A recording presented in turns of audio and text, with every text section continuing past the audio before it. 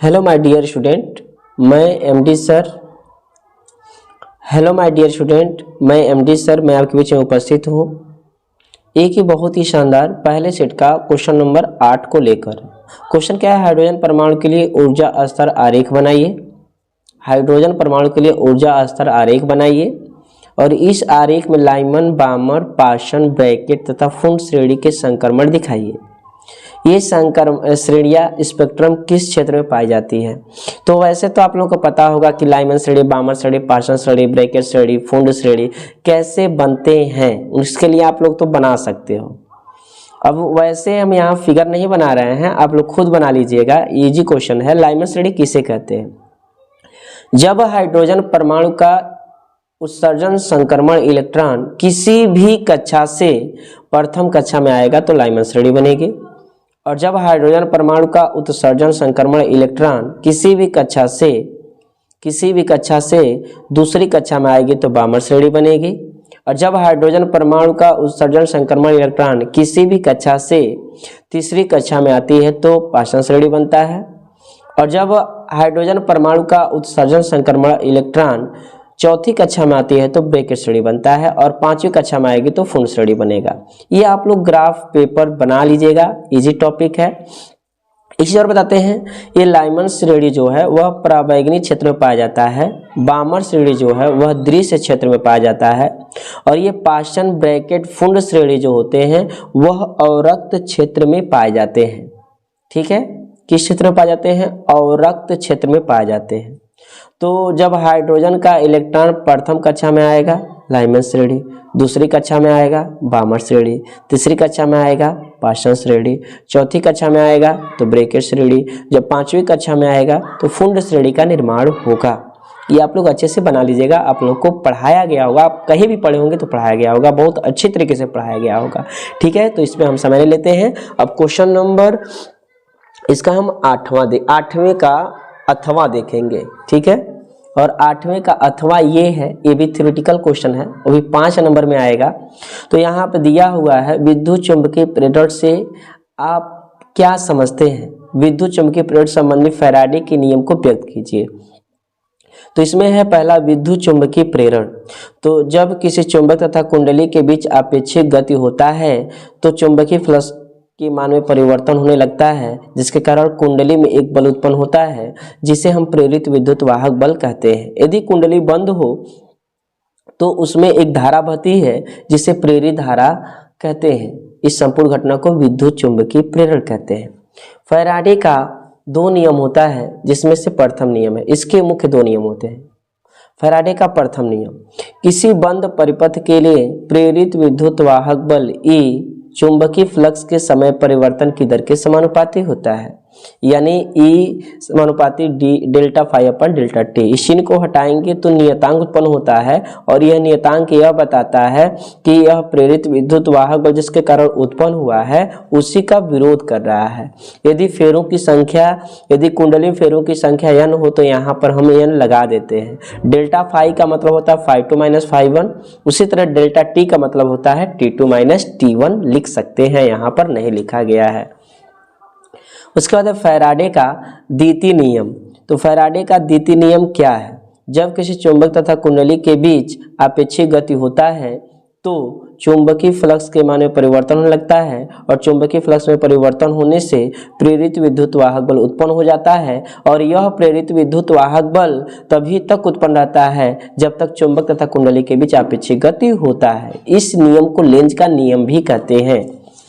यहाँ पर प्रेरित धारा I बराबर V अपान ये सब होता है, ये लिखने की आवश्यकता नहीं है। आपको यहाँ पर विद्युत चुंबकीय प्रेरण लिखना था, और विद्युत चुंबकीय प्रेरण के 2 नियम होते हैं, फैराडे का नियम, फैराडे का प्रथम नियम और फैराडे का द्वितीय नियम, उसको लिखना था। और इस तरह ये क्वेश्चन आपका क्या होगा? कंप्लीट होगा।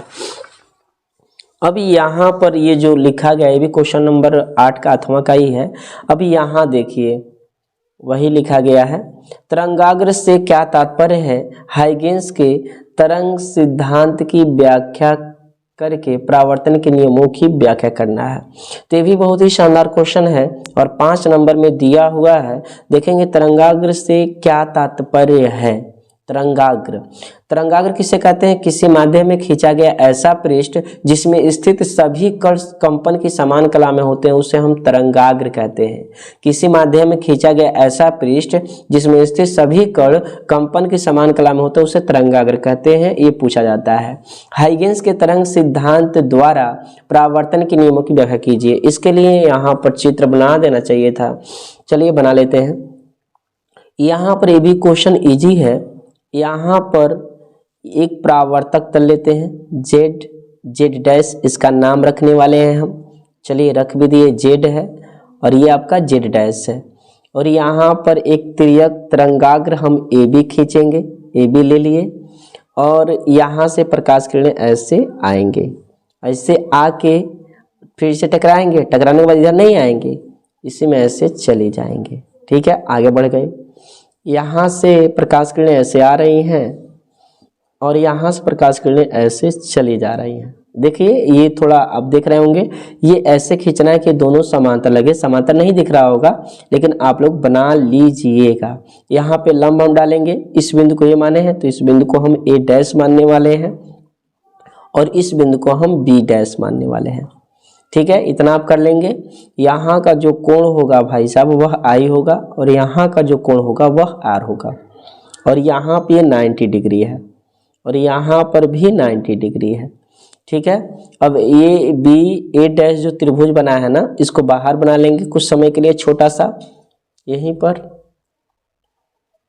ऐसे ए बी ए डैश ऐसे बना हुआ है, ए बी ए डैश। तो इसमें बी वाला 90 अंश है, देख सकते हैं, और यहाँ पर आई है। अब ये वाला त्रिभुज बना लो, A B dash A dash, थोड़ा और ऊपर करके यहाँ पर छोटा सा ही बनाएंगे, ऐसे है ये, ऐसे। यहाँ पर आपका ए है, ए डैश है और ये आपका बी डैश है। तो यहाँ पर बी डैश के पास 90 अंश बना है तो ये 90 अंश बना लेंगे और यहाँ पे आर है। तो आपको पता होगा 90 अंश के सामने जो भुजा होती है वह कर्ण होती है। ठीक है, और थीटा के सामने जो भुजा होती है लंब होती है। तो ये थीटा के सामने भुजा, ये लंब होगा और ये वाला आधार होगा। इसमें भी 90 अंश के सामने भुजा ये है इसलिए ये कर्ण होगा और थीटा के सामने भुजा ये है इसलिए ये लंब होगा और जो बच गया वो आधार होगा। ठीक है, ये वाला आधार होगा, लिख लेते हैं, इतना आपको पता होगा। अब हम ये मान रहे हैं कि इस माध्यम का वेग v1 है और प्रकाश किरण B से A डैश तक पहुंचने में प्रकाश किरण यदि बिंदु B से A डैश तक पहुंचने में v1 वेग से t समय ले तो विस्थापन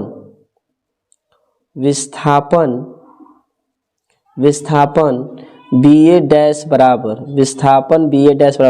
विस्थापन बराबर होता है वेग गुणे समय। तो यहाँ पर वेग का, इस माध्यम का वेग हम v1 माने तो v1 हो जाएगा। और समय क्या है इस माध्यम का, B से A डैश तक आने में समय कितना मान रहे हैं, t, तो ये हो जाएगा v1t। इसको लिख सकते हैं v1t।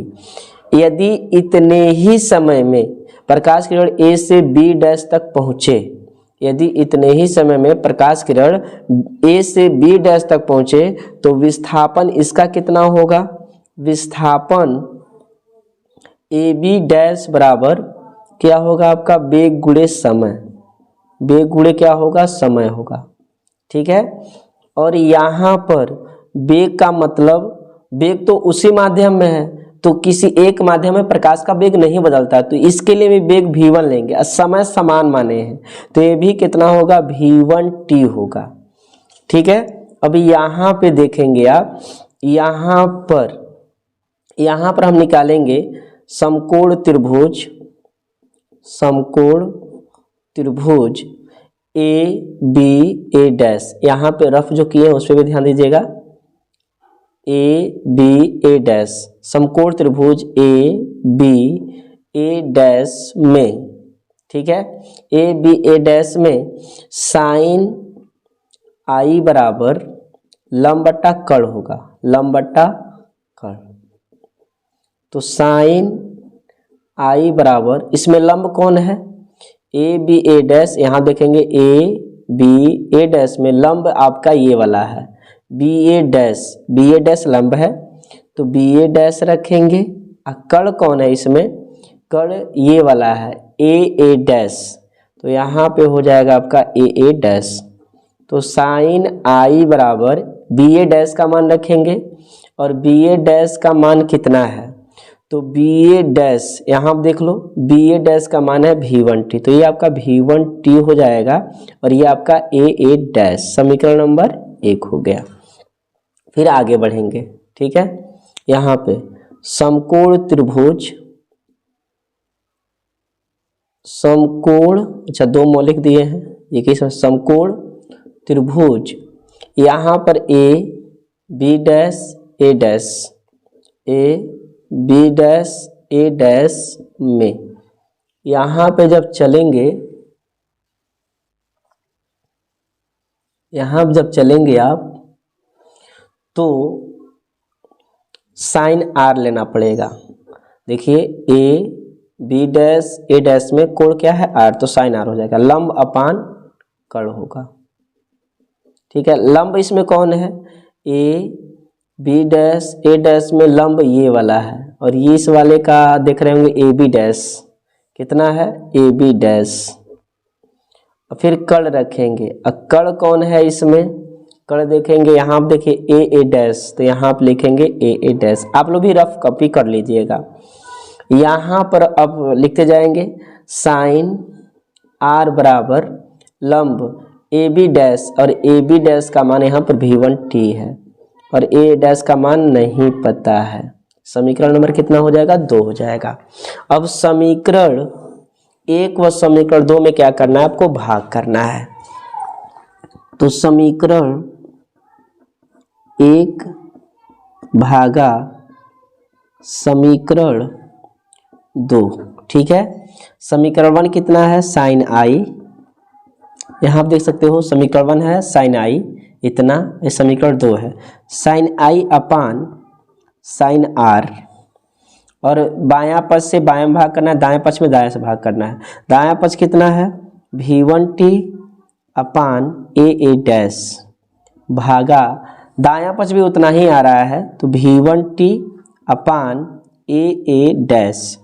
अब यहाँ पर sine i upon sine r बराबर, ये पूरा का पूरा कट जाएगा, या एक लाइन और सबर करके देख लो, V1T अपान ए डैश भाग के जब गुणक चिन्ह लगाएंगे तो ये पलट जाएगा, ए डैश ऊपर जाएगा, V1T नीचे आएगा, ए पूरा का पूरा कट जाएगा, तो ये कितना हो जाएगा sine i upon sine r, ये पूरा पूरा कट जाए, 1 बचेगा। अब यहाँ पर 1 मान के त्रिया गुणा कर देना है, तो ये हो जाएगा आपका साइन आई बराबर साइन आर हो जाएगा, ठीक है। कोणों की तुलना से साइन कट जाएगा तो आई बराबर कितना हो जाएगा आर, यानी कोण आई बराबर कितना हो जाएगा, कोण आर हो जाएगा। अब आपको आते हैं प्रश्न पर, ठीक है। प्रश्न पर क्या है, तरंगाग्र से क्या तात्पर्य है, तो किसी माध्यम में खींचा गया ऐसा पृष्ठ जिसमें स्थित सभी कण कंपन की समान कला में होते हैं उसे तरंगाग्र कहते हैं। उसके बाद है हाइगेंस के तरंग सिद्धांत द्वारा प्रकाश के परावर्तन के नियमों की व्याख्या करना है। तो प्रकाश के परावर्तन के नियम होते क्या हैं, पहला नियम होता है आपतित किरण, परावर्तित किरण और अभिलंब तीनों एक ही तल में होते हैं।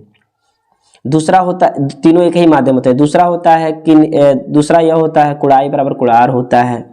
तो यहाँ पर जब देखेंगे तो ये आपका आपतित किरण है और ये आपका परावर्तित किरण है जो इधर जा रहा है, परावर्तित किरण है, ये भी परावर्तित किरण है। और ये अभिलंब जो खींचा गया है वो सब एक ही माध्यम में है। तो ये फिगर से प्रकाश के परावर्तन के प्रथम नियम की पुष्टि हो रही है।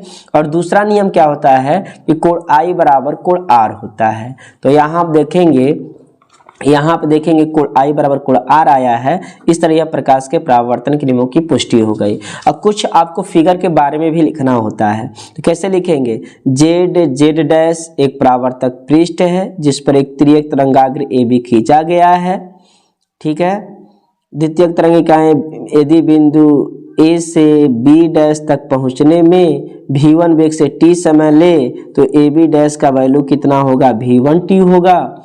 यदि इतने ही समय में द्वितीयक तरंगिकाएं बिंदु बी से ए डैश तक पहुंचे तो इसका भी वैल्यू कितना होगा, v1t ही होगा। तो भाई हम वेग तो बदल नहीं सकते हैं, किसी एक माध्यम प्रकाश का वेग क्या होता है, समान होता है। इस तरह क्वेश्चन नंबर अगर कर ले जाते हैं बोर्ड एग्जाम में तो आपको 5 नंबर मिलने तय हैं। ठीक है।